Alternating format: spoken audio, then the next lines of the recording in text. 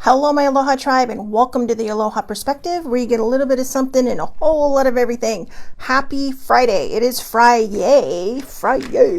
Anyways, I got my poodle hair going here today. So, I know you're like, how are your bangs straight? Yeah, my bangs have to be straight or they go out of control. So, all right. So anyways, just got off the phone with older sibling. Always good to talk to her. It's kind of like, like a second cup of coffee in the morning when I talk to her. But anyways, I had to call her because I was laughing because I'm like, I'm turning into my mom. I put on my dress and I always, just to kind of conserve water and everything, and especially in the winter, it's a lot easier. In the summer, it does not happen, but I always try to wear everything twice, right? I know, I'm giving you my secrets, but I found Kleenex in my pocket. And to be honest, the last time I wore this, I think it was just for a show, and then I changed into my pajamas, so that was a jammy day. So anyways, we were on day 4 of cognitive distortions. I'm going to read today's lesson and then we'll go back over the other ones. Okay. So, and also I got to share this. So, I'm always jonesing for a tattoo, right? And I can't help it. I like them, but I find that a lot of people who have trauma get tattooed a lot. And I think it's because when we're going through trauma, it's one of the only things we can really feel. It's like a tangible feeling, right? But I found body markers. So I'm so excited because I never got my pineapple colored in, but now I can do it myself and I can make it whatever color I want. That's why I'm a little late. I was coloring it in. So I'm a little excited because now I can go plain or colorful, but I'm going out today with my cousin. So good morning, Muddy. I just saw you like the thing. So anyways, it's going to be freaking warm today. So that's why I'm wearing a dress. But, I say warm. It's only going to be about 84, which is not by Southern California standards hot, but it's hot. So it's hot for me. So anyways, all right. Karma Gaia, overcoming cognitive distortions. Thank you, Muddy. I know, I'm excited. And it lasts a long time. I haven't had to color this in 3 days. The lighter colors I did, but I was doing it kind of in the dark. The light in my dad's living room is not that great. And he's like, I was trying to do it so he wouldn't ask, because my dad he's not a fan of my tattoos. But anyways, all right, overcoming cognitive distortions. Like I said, we're going to go over day 4 first, and then I'll recover 1 through 3. And we'll talk again about cognitive distortions for anyone who may have missed those episodes or have not watched them yet. So today we're on mindfulness. So mindfulness involves staying present and observing thoughts without judgment. When you're mindful, you create a buffer between yourself and your automatic, often distorted thoughts. This awareness reduces the power of cognitive distortions and promotes clearer thinking. So let me try that again, this time without the flub. Mindfulness involves staying present and observing thoughts without judgment. When you're mindful, you create a buffer between yourself and your automatic, often distorted thoughts. This awareness reduces the power of cognitive distortions and promotes clearer thinking. That's legit. So I'm going to say this again, like I always have. I'm not a licensed therapist. I am not a licensed counselor. I am simply sharing my perspective, the Aloha perspective, because I've been through all this stuff. So it's more of an example. I cannot think of the word. It's more of whatever. It's more of an example of things that we've been through, right? And we're just kind of like, what the actual hell? So, let's talk before we get into mindfulness. Let's go in through the other things. So cognitive distortions are irrational, biased ways of thinking that can negatively affect our perception of reality. They often lead to heightened anxiety, depression, or low self-esteem. Fortunately, with awareness and practice, it's possible to overcome thought patterns and improve mental well-being. So number 1 was recognizing the distortion, all or nothing thinking. There's no middle ground. Overgeneralizing something. You are making assumptions based on one single event.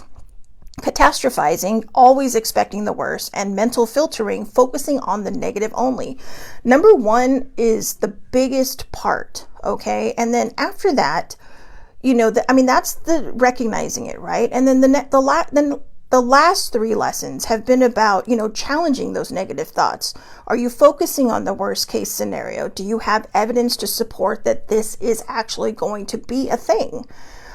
Is there a more balanced way to view the situation? I'm going to use the meme that I've been using all week. Adulting is like looking both ways before you cross the street and being hit by an airplane. So you're focusing on the worst case scenario, right? It's like you're looking both ways and you're like, great, I'm going to cross the street and I'm probably going to get hit by something in the sky. But it's probably not going to happen because, the chances of that happening are very, very slim. All right. Although that reminds me of a story a sibling just told me. And I'll tell you this after, because I was like, oh my God, these poor people. So anyways, but do you have evidence to support the thought that a plane is just going to come out and hit you, right? Now, it seems absurd to use that example, but this is the anxiety that a lot of people go through. They're afraid to do things in life, period, because what if something goes wrong? Well, what if it doesn't? Right? That's the first thing I learned. I say there's a lot of first things I learned. That's one of the important things I learned. What if it doesn't? What if it doesn't go wrong? So do it anyway. I had a friend yesterday where we were talking about, so I love me a good Guinness, okay? And my friend says that he and his friends in the UK have this game that they play. And it's called splitting the G. So your first sip, you have to split the G. So it means you have to drink down until, the line is right in the middle of the Guinness. And so I tried that, and my cousin watches me now because, she, my dad, and I usually go out to happy hour. So, she's all, did you split the G? So she reminds me that I have to do this. Well, the other day we went out to, my cousin and I just, we went out walking and we found a pub and so we stopped in. I thought, it's holiday. So I'm going to have a beer. And I had a huge stein. And we were joking because, I was drinking it, but German beer, I have a tolerance for Guinness. I don't have a tolerance for German beer. And we were laughing because she's all, you haven't even split the HB yet. So I told my friend this and I said, look, it's traveling. Okay. It's traveling over to America.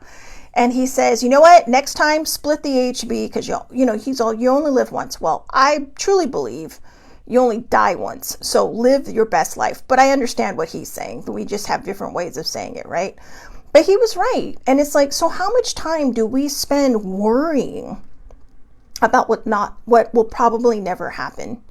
If it happens, it happens. But I mean, look at it this way. The story I was going to share, and oh my gosh, I felt so bad. So I was talking to an older sibling on Monday or Tuesday, and she was watching the news, and all of a sudden she's like, oh my God. So, and I was like, what happened? Apparently, a bunch of moviegoers went to go see Final Destination, the new one, and the ceiling caved in. And the first thing I thought is, oh my God, these people are never going to go to the movies again. They're going to be looking over their shoulder because of the whole premise of the movie, right? I mean, if you're going to that movie, chances are you've seen the other ones. But I was like, and I don't think anybody died. There were some critically injured, obviously, because I mean, the ceiling fell in, but nobody died. But I was just like, they're all going to think that they're targets now because of this movie. So the question is, at least one person is going to be, and I mean, there may be more, but let's just take one person is going to be super traumatized by all this. That's a cognitive distortion. Nobody could have planned what happened that night. It could have been a completely different movie and it still would have happened. But because of the basis of the movie and because it happened during that movie, the cognitive distortions have now become amplified like they're on steroids, like they're on super caffeinated steroids. And there's going to be that one person that's afraid to do anything because of this one movie and this one event that happened. So catastrophizing, right? Always expecting the worst, and overgeneralization, making a broad assumption based on one single event. My dad always likes to tell me, when it's your turn to go, it's your turn to go. There's nothing you're going to be able to do about it. It's just going to be. If it's not your time to go, nothing is going to happen. So you know, when you stop and think about it, sorry, I keep forgetting all my rings, guys. So when you stop and think about it, you know, these things all happened, but it was just something that happened. That doesn't mean death is coming for them. But I do get how that could just totally distort their whole thing. So, sorry, I just found this ring. This is my obsidian ring. So I'm one of those people, because, you know, it is Aloha Friday, and it is, what did I used to call it? Magical Friday, because we used to do the readings. I'll go back to doing the readings, but I'd rather be at home when I do them, because I have all my cards there, so I can pick. I have more of options than anything else. But it's a protective stone. Oh no, it's an onyx, which is also a protective stone, but also the birthstone, or also the stone, not the birthstone, but the stone of Capricorns. So, yeah, and Sammy says, I agree with that, but it's our time. We'll just move on to the next realm. I agree. And, you know, a lot of people have a lot of different beliefs. Okay, so, but yeah, I believe there is something else. You don't have to be religious to believe there's something else over there. I've had my own NDE, and I was very, very young when I had my heart surgery, and I never really share it because I figure, well, people will say, well, you were 3. How do you know? And it's like, because I know. I even asked my mom. I said, did the nurse that was part of my surgery have red hair? And she's like, how did you know that? Because everybody's covered up, right? But I was floating above my body. But before that, I was in a tunnel. And I just remember running towards the smell of chocolate chip cookies and this light at the end of the tunnel, and somebody just not really yanking hard, but just grabbing my hand and saying, it's not time yet. It's not time yet. And I was like, okay, you know, I mean, I'm 3, right? So it's like, okay. And so I just kind of followed. But, and you can take that any way you want, but I know that was an NDE, because I also know who it was that held me back. So, you know, turns out it was my spirit guide. I know, here we go. We're going in all different directions. But all that aside, okay, let's get back to cognitive distortions. When it comes to mindfulness, thank you, Sammy. See, Sammy's so supportive. I love it.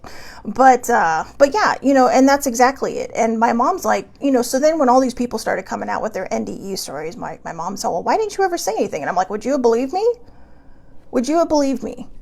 I mean, I've known people that I try to tell all the time that ghosts exist, and you don't have to believe in them. Okay. I'm just saying this to my people, and they're like, no. But then they watch shows like, you know, Ghost Whisperer, or the one that Patricia Arquette was in, or, you know, another one. They're all, oh yeah, did you know? And it's like, really? It took a TV show for you to get this? Okay.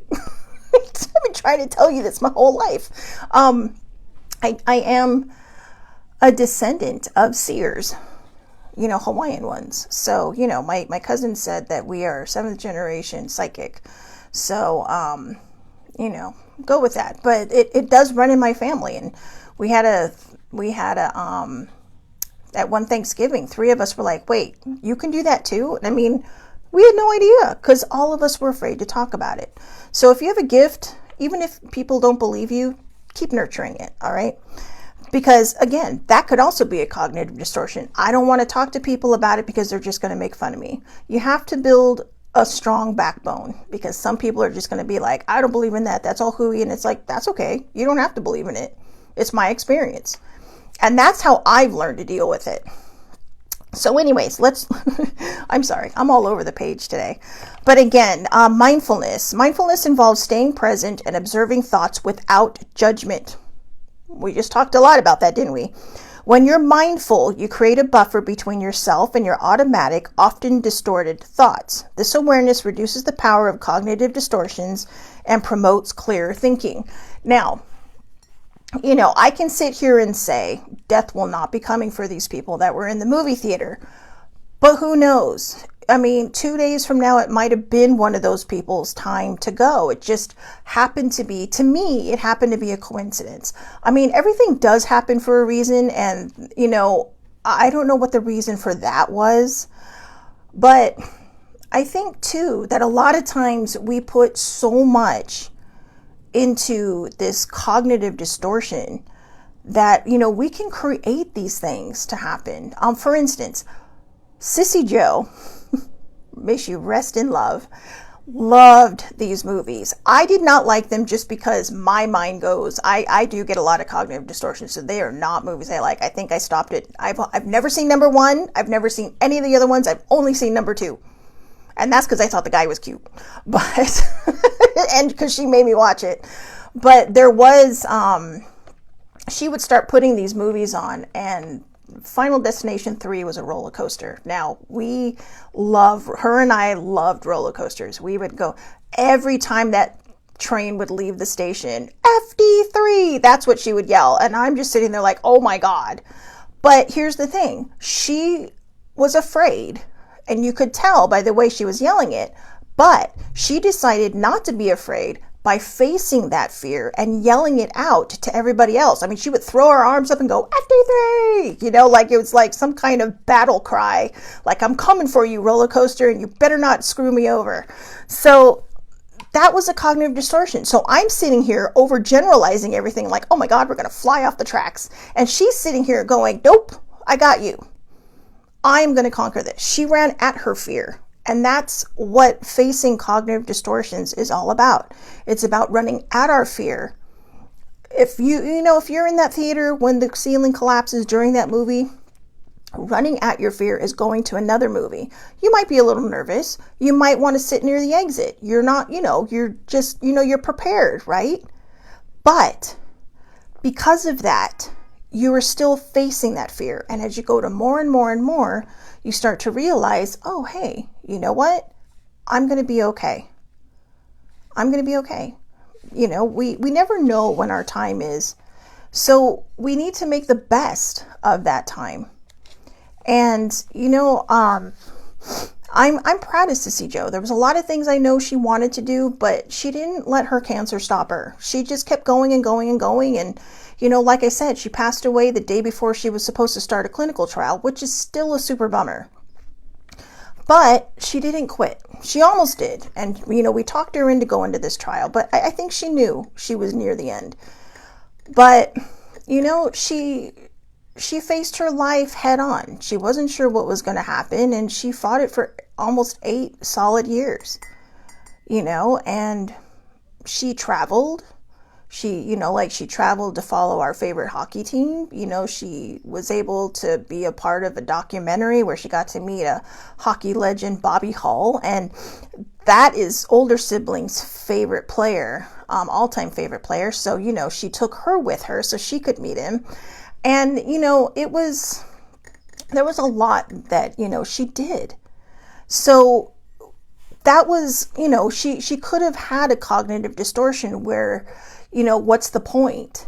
She never had a relationship because that's where her cognitive distortion came in. Why would I do that to somebody else?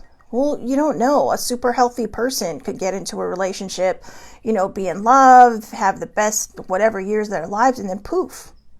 My parents were married for 40 some odd years. Oh, I'm trying to think, 2014, 47 years.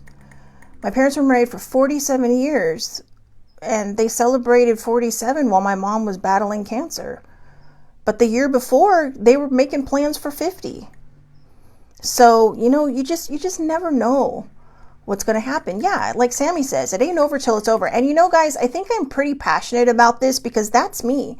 I let everything terrify me. I let everything scare me. Right now, I'm trying to write a story, but I've lost myself in the research. And I love research because I love studying stuff and I love history and I love all this stuff. But now that I'm talking to you guys, I realize it's just me putting off writing. Because I'm so afraid that people are going to say, well, you didn't study that and you got this wrong and you got that wrong. And it's just like, you know what? Who cares? It's fiction. In my universe, this is how it exists. And if somebody wants to pick it apart, then, and I think that's how I think that's how we should go into every book. People might say, well, that's inaccurate. It's like, you know what? I'm not going for accuracy. I'm going to entertain people. I always like to say that I like to write stories that people like commuter stories. You can read it on the subway, just short little things that people can just, get to and from, Maybe it takes them a couple days because, I don't know how long their commute is, but just something like that. I'm not going for accuracy. I'm going for entertainment. And I do try to be accurate because as a Capricorn, that's just how I am. There is a level of perfectionism that I do try to achieve, and I am trying to work through that. But that's another reason why Sammy reads my stories, because I know she's going to tell me the truth. I also tried to give older sibling my stories to read, and she never read them. So, Sammy's the one. Sammy's the one. But, I like that. This is why authors put that disclaimer, all mistakes are mine. I like that. All mistakes are mine. And I'm just going to put in there, all mistakes are mine. This is my universe, so there's no mistakes. This is my reality. This is the reality my characters live in. But anyways, this is what mindfulness is about. All right. I know we've been all over the page, me sharing stories, me talking about all this stuff. But if you really stop and think about it, I'm tying all this in together. This is all mindful stuff. This is all stuff that, we go through, and how we distort things and different events. How, we think other people might think about us. And, I remember I had that problem. Years ago, there was a group sibling and I used to hang out with. And she just kind of walked away because it was kind of like, whatever, because they kind of went rogue, and it didn't even feel like friendship anymore. It felt like that you were a member of some kind of club, some kind of in club. And it was just kind of like, this doesn't feel like friendship. This feels more like work. And when friendship starts to feel like work, you really have to reevaluate it and either open your mouth and say something or just walk away. And sibling tried to say something and then she walked away. And eventually I got kicked out of the group. I know, I'm a rebel. I'm not really a rebel. This person was just very controlling. And so it was part of a hockey group I belonged to years and years ago. And then this person ended up sitting behind sibling and I at the games when we had season seats. And I'm just kind of like, it's like, how dare they? And instead of thinking that they're just sitting there watching the game, because we really did have the best seats. It was almost center ice. I just kept thinking, they're probably boring a hole in my head. All the cognitive distortions came out. It's kind of like they're probably looking at me and staring at me and cursing me from the back of my head. And then I told her, because an older sibling saw I was a little agitated. She's like, what's wrong? And I told her, and she's all like, why are you giving them your power? They're just watching the game. And it's like, that's a good point. She's all, remember, take your power back. And I took my power back. And strangely enough, they actually came down and started trying to talk to us. So, it's kind of like, oh, okay, this was all in my head. The majority of things that we go through are going to be in our heads. There are going to be people out there that are just, they think they're better than everybody else. And that's something we have to deal with. That's life. Okay. That is life. But don't give them your power. When we're mindful about our situations, when we know that we're comfortable being who we are, living as who we are, don't let other people take that from you. Don't worry about what other people are thinking. Don't worry about, if they're judging you or not. If they're judging you, then they're no better than what they think, you are. Because the only person that should be judging you is either yourself or whoever you turn your higher power focus to. They're just as bad.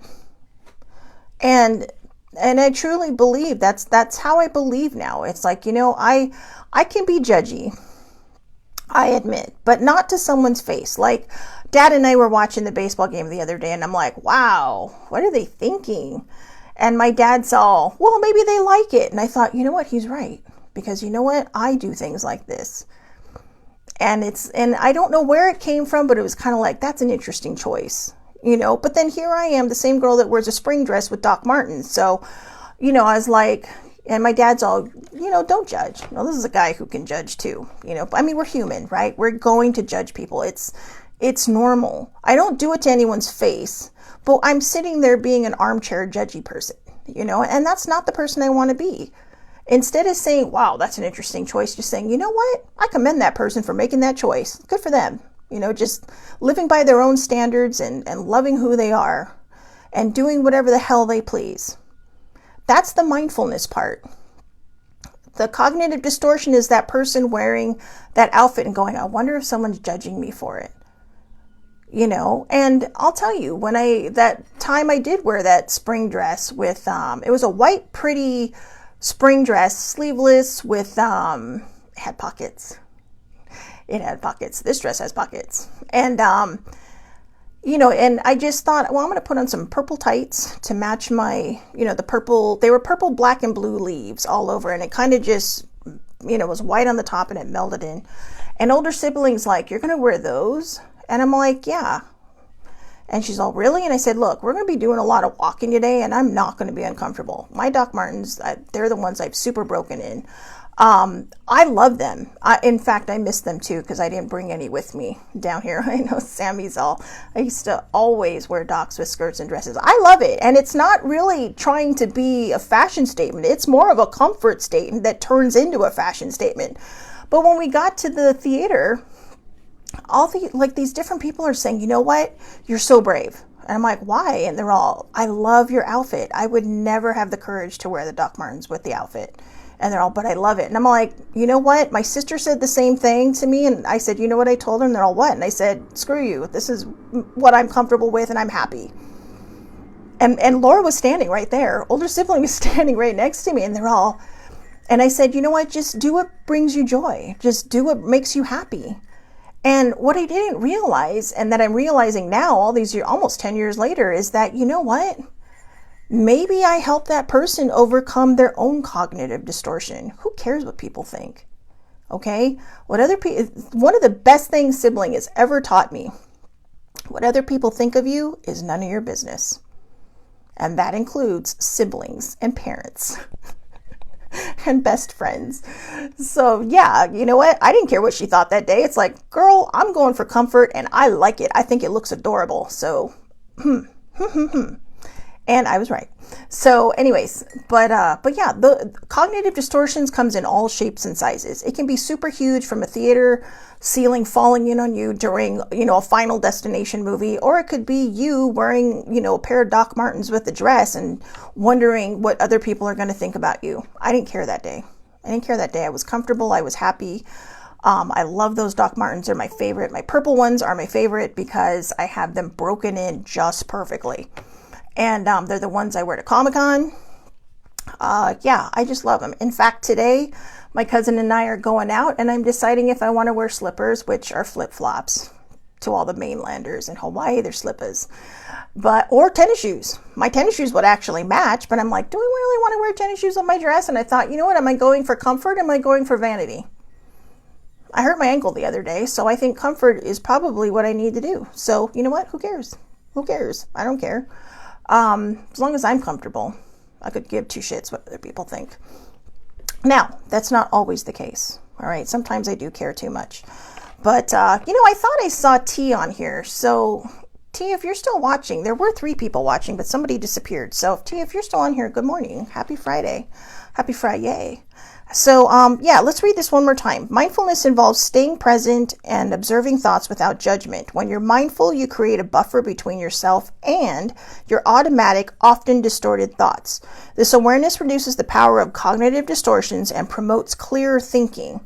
And then also, yesterday was after challenging distorted thinking, replace it with a more accurate or constructive thought. Instead of saying, I failed, so I am a complete failure, try this. I made a mistake, but I can learn from it. Reframing thoughts is encouraging optimism and promotes personal growth. So Sammy says, my summer shoes now are Tevas and Uggs in the winter. And yeah, it's a comfort thing. Yeah, oh, but Uggs look cute with everything. I can't tell you how many times we go to Disneyland and there will be these cute little, you know, Asian girls, and you can tell they're visiting, but they'll be wearing like tank tops and like short shorts with Uggs. And then I see some other teenagers, local teenagers, doing the same thing. And I'm thinking, you know, aren't they hot? Because, I mean, Uggs really do warm your feet. But then, you know, not everybody's me, right? I mean, I'm hot from head to toe. No, I mean, I get warm from head to toe. But okay. Sorry. But I know I'm in a mood, which is funny because I woke up in the middle of the night because the wind went rogue last night and kept blowing my door open. But yeah, I think I'm just happy today. I'm in a good mood today. But I mean, but I sit there and I go, what are Tevas? Sammy has to clarify what Tevas are for me, but Uggs I know. But hey, I'm telling you, those Australian sheep keep your feet warm. I have never had a pair of Uggs simply based on the fact that my feet get way too hot, and older sibling loves hers. They keep her feet warm, but they are comfortable. I mean, I've tried hers on. I'm all, can I just try these on to see what they're like? And it was like, wow, it's like walking on pillows. It really is comfortable.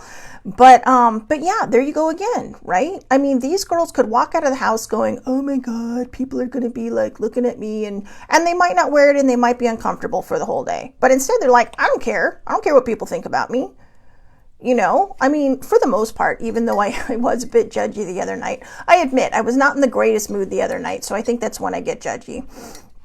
But for the most part, it's just kind of like, oh, people will see like, why are they wearing that? And it's like, why not? It makes them happy, So Sammy says, I'm warm from head to ankle. My toes are always cold. Tevas are sandals. Oh, Tevas is sandals. That sounds nice. Yeah, when I lose weight, it's a little bit more comfortable on my feet. But until that happens, I mean, more, my weight loss journey is my own personal journey. See? Sammy says, I wore my Uggs with a tank top a few weeks ago, but it's too hot now, though. Yeah, Sammy lives in hot and humid Atlanta. Yeah, no. I'm sitting here complaining about my heat today, and it's only going to be 84. She's like literally humidity. Ours is just because we have Santa Ana's rolling through, so it's a dry wind. But oh, excuse me, my sinuses are also draining. I took a Sudafed this morning, which also might be why I'm a bit rambly. But anyways, yeah. So let me see if I can reel this in. I've been all over the place today, but you know what? I don't care. See, there you go. There's another example of cognitive distortions. A year ago, I would have been like, I am so sorry that I did not stay focused today, that I kind of derailed that whole conversation. Now it's just kind of like, nope, everything I said ties into it one way or the other. Oh, Sammy says it's not too hot there today. They're expecting rain in a few. Oh, you're so lucky. I miss rain. We don't get enough rain here. But as Bestie Troy would say, we have, I can't remember how many seasons, but he says we have fire season, we have rainy season, we have mudslide season, and we have summer. And that's about as accurate as it gets. Because when summer creates all the dryness, which creates the fire season, which creates the growth disappearing, then we get rain, if we get rain, and then it causes mudslides. So it's a bit of a vicious cycle, but it's a price we pay for living in such a beautiful area. Sometimes I think this is why I want to live in England. I can handle 84. I mean, they think it's hot over there, 84, and I get a lot of places don't have AC over there because, it's generally a cool place, but boy, I would love to spend my summers there, just far away from like triple digits and, 90s, the 90s and triple digits, which don't happen very often, but happen enough. So anyways, that was definitely a sidebar. However, mindfulness, just be mindful of your words. Okay. I'm going to leave you with this. The one thing I say quite a bit, what you speak is what you hear. It's what your brain is going to process, and it's going to be what you see. When you speak mindfully, when you overcome and challenge that distorted thinking, you are going to start seeing things much differently. When I first finished my shadow work years ago, a couple years ago, I remember I was going home because I was here for a little while. I think it was around Christmas or something. And my dad actually, again, wasn't feeling very well. So I was down here helping him out. And when I went home, after a sibling picked me up from the train station, I just kind of stood at the foot of the courtyard area, which is just grass and trees. And I told Sibling, I'm all, has it always looked like this? And she's like, what do you mean? I said, has it always been this vibrant? And she was like, yeah. She's all, nothing's changed. She's all, are you okay? And I'm like, yeah. I said, I've been on a very, very interesting healing journey, and everything looks different right now. It looked vibrant. It looked colorful. Not just because I didn't have my head down when I was walking, but because I was looking at everything. I wasn't just seeing it or looking right through it. I was looking at it. I was looking at it. And when we start to heal our hearts, when we start to heal the trauma, when we start to heal whatever it is you need to heal, whether it's trauma or no trauma, or just maybe a situation that you're in right now, trauma isn't just bad things that happened to you as a kid. Trauma could be, an event that happened into your life that upended your entire family, and may have caused a lot of cognitive distortions about what you think other people might think of you. And sometimes we need that person to just kind of talk it through with us and say, hey, you know what? Just do this. Just face it head on.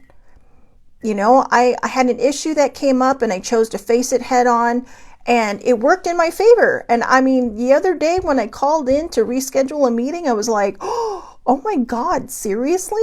No way. So I was super excited because I faced that fear and I pushed through it. So let's go where, Sammy? She said, let's go. But anyways, yeah. So, all right. I have places to go and people to see today. So I have a funny feeling that the other person watching right now is my cousin who's waiting for me to come get her. So I'm not sure. It's just a wild guess. But anyways, all right. So just remember, just hold on to all these things. I am going to read every single one of these to you. Oh yeah, let's go to England. Let's just pick up and move. I have friends over there that keep offering me a couch or a room. Okay. I mean, they all live outside of London, but it's okay. There's trains. We can travel. Oh, see, it is my cousin Jeannie. Yay! All right. So, yeah. All right. Yeah, I knew. See, I knew. But anyways, yeah. So, let's just move through all that stuff. I'm going to read these to you again because I really want you to think about these this weekend. Okay. So, we're going to go over the 2 pages and then I promise we'll be done. So cognitive distortions are like fun house mirrors, distorting reality and magnifying our fears. But with awareness, we can see beyond the reflection and find clarity. Cognitive distortions are irrational, biased ways of thinking that can negatively affect our perception of reality. They often lead to heightened anxiety, depression, or low self-esteem. Fortunately, with awareness and practice, it is possible to overcome thought patterns and improve mental well-being. So number 1, recognizing the distortion. All or nothing thinking. There is no middle ground. Overgeneralization, making a broad assumption based on one single event. Number 3, catastrophizing, always expecting the worst. And number 4, mental filtering, focusing on the negative only. So then number 2 was challenge these negative thoughts. Are you focusing on the worst case scenario? Are you? Do you have evidence to support that thought? And to follow that up, is there a more balanced way to view the situation? Don't always question, if somebody asks you to do something, don't question it and say, oh, I wonder what their ulterior motive is. There probably isn't one. There might be sometimes, depending on who it is. But for the most part, there probably isn't. Okay, it's probably just something that's happening and they just want to be a part of it with you. Okay, number 3, after challenging distorted thinking, replace it with a more accurate or constructive thought. Instead of saying, I failed, so I am a complete failure, try, I made a mistake, but I can learn from it. Reframing thoughts encourages optimism and promotes personal growth. And of course, last but not least for this week, mindfulness involves staying present and observing thoughts without judgment. When you're mindful, you create a buffer between yourself and your automatic, often distorted thoughts. This awareness reduces the power of cognitive distortions and promotes clearer thinking. I'll be honest with you, one of the things I try to do now when it comes to mindfulness is I have a way sometimes of thinking way too ahead and, distorting my thoughts. So now I ask myself, is this me, or is this my brain just trying to upend me? And sometimes it's what we need to ask. Is it me, or is it my brain trying to upend me? And once you're able to figure that out, you're able to move past a lot of things and just, remove the cognitive distortions and allow yourself to be mindful. So remember, when you have a judgment about yourself or somebody else, ask yourself, like, for instance, when I said I was judging somebody that I saw on TV the other day, and it's like, and my dad kind of caught me and is like, oh my God. It's like, and I told him, I said, I normally don't do that. What is wrong with me? Well, I was stressed that day. I was having a lot of stress. And so instead of just thinking about it and being mindful about it and saying, hey, take a deep breath, I took it out on somebody that I don't even know. Fortunately, they didn't know that. So yay. But anyways, that's what we have to do. When you have a negative thought, ask yourself, is this coming from somewhere, or is something bothering me? Is something bothering me, or is this coming from another place? And if the whole point is that, maybe you feel fine, you may not be fine. So journal it out. Just journal it out. Okay. I do not know what's happening over here. My computer's going wild. But anyways, all right. So have a great day, everybody. Thank you so much for watching. I will see you back here Monday, 8:30 a.m. Pacific time. Facebook Live. All lives are public. Anybody can watch. And think about these things over the weekend. If you just popped on for the 4th show, I do encourage you to go back to YouTube or any of the platforms that you might be on and watch 1 through 3. Okay. I am not apologizing anymore. I run in every direction. So have a great day, everybody. Again, thank you so much for watching, and I will see you on Monday. Have a safe and wonderful weekend.